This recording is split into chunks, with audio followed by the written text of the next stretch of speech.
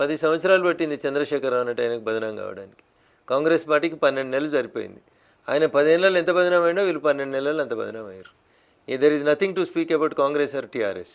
ఆ రెండు కూడా ఒకే తాను ముక్కలు, ఆ రెండు కూడా ఒకే దారిలో పయనిస్తున్నాయి. చంద్రశేఖరరావు గారి పయనం ఎట్లా పోయిందో రేవంత్ రెడ్డి గారి పయనం కూడా అట్లే పోతుంది.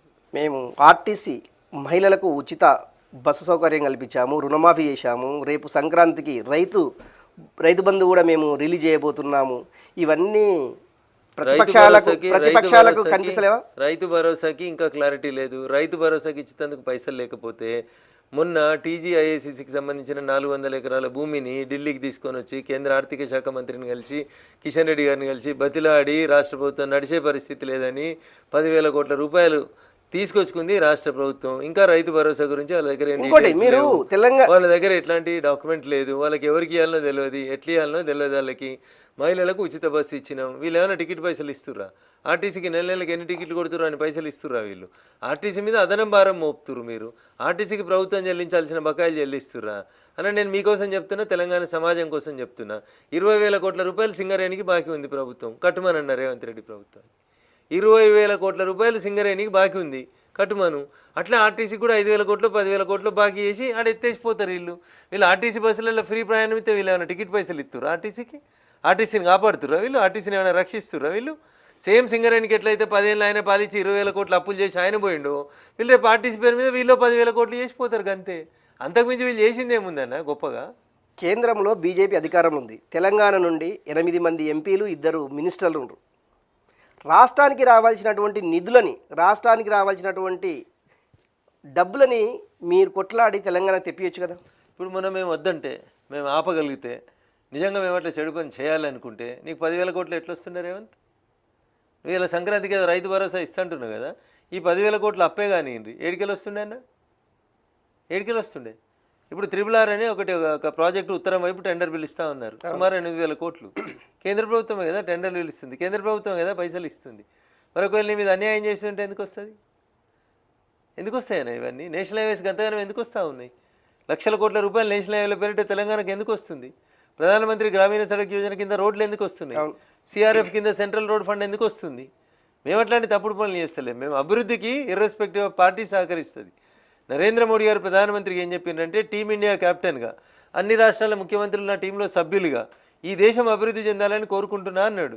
ముఖం బాగుండి కాళ్ళు చేతులు బక్కగా ఉండి లేదా పొట్ట బాగుండి కాళ్ళు చేతులు సన్నంగా ఉంటే బాగుండదు. అన్ని రాష్ట్రాలు బాగా అభివృద్ధి చెందాలి, మనమందరం టీమిండియాగా ఇర్రెస్పెక్టివ్ ఆఫ్ పార్టీస్ కలిసి పనిచేయాలనేది మా నాయకుని ఆశ, ఆకాంక్ష. మేము కూడా అట్లే ఉన్నాం. మేము చెడగొట్టేటోళ్ళం అయితే 10,000 కోట్ల లోన్ ఎట్లా వస్తుంది అన్న? ఇవాళ నువ్వు చెప్పు, వస్తుందా? ఈ రాష్ట్రం మీద మాకు చెడ అభిప్రాయం ఉంటే, తెలంగాణ బాగుపడొద్దనే ఆలోచన మాకు ఉంటే మేము అట్లెట్లా చేస్తామన్నా? చేయం కదా. కాబట్టి ఎలక్షన్స్ అప్పుడు మాత్రమే ఎలక్షన్స్, మిగతా టైంలో తెలంగాణలో మేము కూడా పుట్టినాం, మేము అందరికంటే గట్టిగా తెలంగాణ అన్నోళ్ళం. కాబట్టి తెలంగాణ బాగుండాలని కోరుకునే దాంట్లో మేమే ముంగట్టుంటాం. ఇచ్చే పొజిషన్లో మేమున్నాం కదన్నా, మీరెవరు? తీసుకునే పొజిషన్లో ఉన్నారు మీరు. కాబట్టి మమ్మల్ని విమర్శించకండి, జాగ్రత్తగా ఉండండి. ఓకే.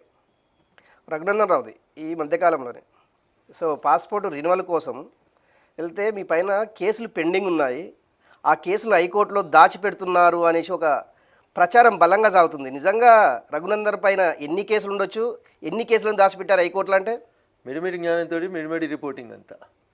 తిడితే జడ్జీలను తిడితే జడ్జీలు తిట్టిరంటారు, రిపోర్టర్లను తిడితే రిపోర్టర్లను తిట్టిరంటారు. అవగాహన లేకుండా, వినే ఓపిక లేకుండా సగం సగం ఇట్లా మాట్లాడి రాముని తోక ఇన్ని ఇట్లా ఆపి తర్వాత పివరుండు ఇట్లా అన్నట్టు ఉంది మన రిపోర్టర్ల పరిస్థితి. Okay. Raghunandan Rao election affidavit చూడుండ్రి. Okay. Election అఫిడవిట్లో 29 కేసులు ఉన్నాయి. Okay. Raghunandan Rao passport renewal కోసం ఎంపీ ఎలక్షన్ల కంటే కొంచెం ముందు అనుకుంటా ఒక దరఖాస్తు పెట్టినాం. June 1 ఇప్పుడు అయిపోతుందని పెట్టినాం. పెట్టినప్పుడు పాస్పోర్ట్ రెన్యువల్ చేయమని దరఖాస్తు ఇస్తారు. అవును. వార్త రాసేటప్పుడు మీడియా మిత్రులకు తెలవాల్సింది, వినాల్సింది కూడా. ఓకేనా? మీకంటే కొంచెం సీనియర్ రిపోర్టర్ కాబట్టి చెప్పదలుచుకున్న కాబట్టి చెప్తున్నా. నేను ఉన్నది ఉన్నట్టు మాట్లాడతాను, మీకు నచ్చినా నచ్చకున్నా. 100%. నేను ఎలక్షన్ అఫిడవిట్లో నా మీద ఎన్ని కేసులు ఉన్నాయి ఇచ్చిన, 29 కేసులు ఉన్నాయి. అఫిడవిట్ బాజాప్తి ఇచ్చిన, ఆన్లైన్లో కొడితే నీకు కనబడుతుంది ఏ పోలీస్ స్టేషన్లో ఏం కేసు ఉందని అన్న. ఇది ఒక ఎపిసోడ్. 2, నా పాస్పోర్ట్ రెన్యువల్ డేట్ అయిపోతుంది June 1 ఎప్పుడు అని ఏప్రిల్లోనే ఎప్పుడో ఒక దరఖాస్తు పెట్టినా, ఎన్నికలు వచ్చినాయి, నేను పార్లమెంటుకు పోటీ చేస్తున్నా. వాళ్ళు నాకు ఒక రిప్లై పంపించారు, ఏమని మీ మీద పలానా 4 కేసులు ఉన్నాయంటే ఇంట్లో ఎన్ఓసి తెచ్చుకోరు అని పంపించారు. ఏం జరుగుతుందనే సింపుల్గా అర్థం చేసుకోవాలన్న. నా పాస్పోర్ట్లో పటాన్చెరు అడ్రస్ ఉంది. సో నేను రీజనల్ పాస్పోర్ట్ ఆఫీస్లో పాస్పోర్ట్ రెన్యువల్కి అప్లై చేసుకుంటే పాస్పోర్ట్ అధికారి నా అడ్రస్ ఉన్నటువంటి జిల్లా ఎస్పీకి ఉత్తరం రాస్తుంది. సంగారెడ్డి జిల్లా ఎస్పీ గారికి ఒక లెటర్ పోతుంది, ఇట్లా పలానా వ్యక్తి పలానా అడ్రస్ పలానా పేరు ఉన్నాయన పాస్పోర్ట్ రెన్యువల్ కోసం దరఖాస్తు పెట్టుకున్నాడు, ఈయన మీద మీ జిల్లాలో ఏమైనా కేసులు ఉన్నాయా పంపించండి అని అడుగుతారు. ఆ జిల్లాలో 4 కేసులు ఏమున్నాయి, ఆ జిల్లా ఎస్పీ గారు 4 కేసులు రాస్తాడు. అంతే. సిద్దిపేటలో ఏమున్నాయి, మెదక్లో ఏమున్నాయి, హైదరాబాద్లో ఏమున్నాయి, నల్గొండలో ఏమున్నాయి, సంగారెడ్డి ఎస్పీ గారికి ఏం తెలుస్తుంది? అది ఆయన బాధ్యత కాదు కదా. 4 ఎఫ్ఐఆర్లు ఉన్నాయని ఆయన 4 ఎఫ్ఐఆర్లలో ఎన్ఓసి తెచ్చుకోమని ఉండని రాసి ఉంటాడు. దాన్ని పట్టుకుని ఏదో రఘునందన్ ఏదో హైకోర్టులో అఫిడవిట్ తప్పించిండు, ఇది తప్పించిండు, అది ఏం తప్పిస్తామన్నా? నేను ఇలా మొదటిసారి పోటీ చేస్తలేను. 2014 నుంచి నా ఎలక్షన్ అఫిడవిట్ వెబ్సైట్లో ఉంది. కేసులు దాచిపెడితే ఏమొస్తుందన్న? నేను ఇంకొక మంచి మాట చెప్పబోతున్నా మిగతా వాళ్ళకి, భవిష్యత్తులో పోటీ చేసే మిత్రులకు కూడా. నేను నెల రోజుల ముందు ఎమ్మెల్యేగా, దుబ్బాక ఎమ్మెల్యేగా నా మీద ఏ పోలీస్ స్టేషన్లో ఎన్ని కేసులు పెట్టిరో నాకు తెలియదు కాబట్టి నేను రాష్ట్ర డీజీపీ గారికి, ఇంటెలిజెన్స్ ఐజీ గారికి ఒక ఉత్తరం రాసిన. సార్, నా పేరు రఘునందన్ రావు, నేను ఎమ్మెల్యే దుబ్బాక, నా పేరు మీద ఈ రాష్ట్రంలో ఎన్ని కేసులు ఉన్నాయో ఒక లిస్టు ఇయ్యండి అని రాసుకున్నా. వాళ్ళు ఇచ్చిన లిస్టులో నా మీద 29 కేసులు రాసి ఇచ్చిర్రు. నేను 29 కేసుల్ని ఎలక్షన్ అఫిడవిట్లో పెట్టిన. ఇక నేను దాచిపెట్టేది ఏముంది, దాచుకున్నది ఏముంది అన్న? ఎలక్షన్లో అఫిడవిట్లో అడిగినాయి, అఫిడవిట్లో ఇచ్చినాం. పాస్పోర్ట్ రెన్యువల్ అప్పుడు ఒక సింగిల్ పేజ్ ఉంటుంది, పాస్పోర్ట్ రెన్యువల్ చేయమని రాసినాం. దానికి జిల్లా ఎస్పీ గారు రాసిన రిపోర్ట్లో ఈయన మీద మా జిల్లాలో 4 కేసులు ఉన్నాయని రాసిండు. దానికి నా తప్పేముంటుందన్న? ఓకే, నేను తప్పుడు సమాచారం ఇచ్చిన, హైకోర్టుకు 4 ఇచ్చిన, పాస్పోర్టుకు 4 ఇచ్చిన, ఇవన్నీ ఆగమాగమని రాసుడు తప్పితే ఇంకొకటి కాదన్న. దయించి కన్ఫ్యూజ్ కాకుండా మిత్రులారా, నేను కూడా అదే ఫీల్డ్కి వెళ్ళి వచ్చినండి. సంగారెడ్డి జిల్లా ఎస్పీ గారు రాసిన రిపోర్ట్లో మా జిల్లాలో ఇతని మీద 4 కేసులు ఉన్నాయని అతను పాస్పోర్ట్ అధికారులకు రిపోర్ట్ ఇచ్చారు. అప్పుడు పాస్పోర్ట్ వాళ్ళు నన్ను అడిగినరు, మీ మీద 4 కేసులు ఉన్నాయంటే వీటిల్లో ఎన్ఓసి తెచ్చుకోండి అని అడిగినరు. అది జరిగిన విషయం. నేను దాచిపెట్టింది ఏముందన్న? నా అఫిడవిటే ఇస్తే కోర్టుకి. ఒకటి, దుబ్బాక నుంచి ఎమ్మెల్యేగా ఓడిపోయిన రఘునందన్ రావు ఎంపీగా భారీ మెజారిటీతోటి గెలిచారు. కానీ అదే దుబ్బాకలో అన్ని నియోజకవర్గాల కంటే తక్కువ మెజారిటీ వచ్చింది. కారణం ఏమై ఉంటుందంటే ఏం చెప్తారు? సో దుబ్బాక ప్రజలు ఎందుకో నా పనితీరుని యాక్సెప్ట్ చేయలేదేమో అని అనుకుంటాను. నా వల్ల ఎక్కడ పొరపాటు జరిగిందో చూసి సరిదిద్దుకుంటాను. వాళ్ళ ప్రేమ అభిమానాలు పొందుతందుకు ఇంకెక్కువ కష్టపడతాను. అది ఎక్కడ జరిగిందని మీరు భావిస్తుంటారు? నేను అట్లా ఇప్పుడు తప్పుల గురించి ఆలోచించుకుంటలేనన్నా. మెదక్ పార్లమెంట్ సభ్యునిగా నన్ను గెలిపించారు, మెదక్ ఏం చేయాలని దానికోసమే తిరుగుతున్నాను. ఏం చేస్తానని మీరు గ్యారంటీ ఇచ్చారు, ఏం చేయలేకపోతున్నారు, ఎంతవరకు వచ్చింది మీరు చెప్పినటువంటి హామీలు? ఎంపీ అంటే మెంబర్ ఆఫ్ పార్లమెంట్ కాదు, ఎంపీ అంటే పటాన్చెరుకు మెట్రో పక్క అని చెప్పి ఆడంతా పోస్టర్లు పెట్టి నన్ను ఎలక్షన్ క్యాంపెయిన్కి పిలిచిర్రు. అమీన్పూర్లో ఒక చిన్న సభ జరిగితే ఆడన్ని పోస్టర్లు మెట్రో పక్క అని పెట్టిర్రు. ఏంది మెట్రో పక్క అంటే, ఎంపీ అంటే మెంబర్ ఆఫ్ పార్లమెంట్ కాదు సార్, నువ్వు గెలిస్తే మెట్రో పక్క కావాలని పెట్టినామో అన్నారు. మెట్రో పక్క అయింది కదా, 14.5 కిలోమీటర్లు పటాన్చెరు దాకా మెట్రో తీసుకొస్తున్నాం కదా. అదే greater achievement for the industrial area. National highways నడుస్తున్నాయి, రైల్వే లైన్ల కోసం కొట్లాడుతూ ఉన్నాం, రైల్వే స్టేషన్ల కోసం కొట్లాడుతున్నాం. కొమరవెల్లి మా సిద్దిపేట జిల్లాలో రైల్వే స్టేషన్ కంప్లీట్ కాబోతూ ఉంది, నేషనల్ హైవేస్ విపరీతంగా నడుస్తూ ఉన్నాయి. సో అట్లా అనునిత్యం డెవలప్మెంట్ కోసమే పనిచేస్తూ ఉన్నాం తప్ప నాకు స్వార్థం అంటూ ఏం లేదు. ఓకే, మొత్తం ఇప్పుడు జరిగినటువంటి రేపు బీజేపీకి సంబంధించినటువంటి ముఖ్యంగా ఓకే అధ్యక్షుల మార్పులు మీరు అన్నట్టు అధిష్టానం డిసైడ్ చేస్తుంది, దాన్ని బట్టేసి మీరు నడుచుకుంటారు, అంతవరకు బాగానే ఉంది. ఒకటి, తెలంగాణ బీజేపీలో 2 వర్గాలు ఉన్నాయి అనేసి చెప్తున్నటువంటి అంశం. రఘునందన్ రావు ఏ వర్గం అంటే? భారతీయ జనతా పార్టీ వర్గం. నేను, మా పార్టీలో వర్గాలు లేవు. మా నాయకుడు నరేంద్ర మోడీ గారు, మేమంతా ఒకటే వర్గం. అది కమలం గుర్తు మా వర్గం.